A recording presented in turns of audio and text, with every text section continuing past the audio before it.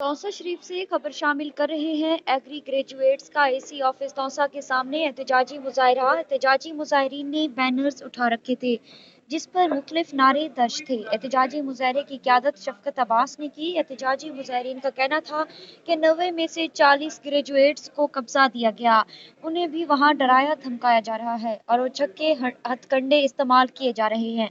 उन्होंने कहा, हमारे हकूक दिए जाएं, हकूक की जंग का सिलसिला जारी रहेगा। मजीद लाहे अमल तैयार कर रहे हैं, मुतालबात की मंजूरी तक एहतजाज जारी रहेगा। हमारा एग्री ग्रेजुएट तौसे का आज की इस वाक़ का एक ही मकसद है कि जो हाई कोर्ट के 6 फैसले हैं उन पर अमल दरामद किया जाए और तमाम एग्री ग्रेजुएट को जो उनको हक मिल चुका है यानी कि कागजी कार्रवाई के अंदर उसको फ़िज़िकल पोजेसन की सूरत में दिया जाए और बला चूँ चरा हुकूमत रियासती अदारे हमारे सपोर्ट दें।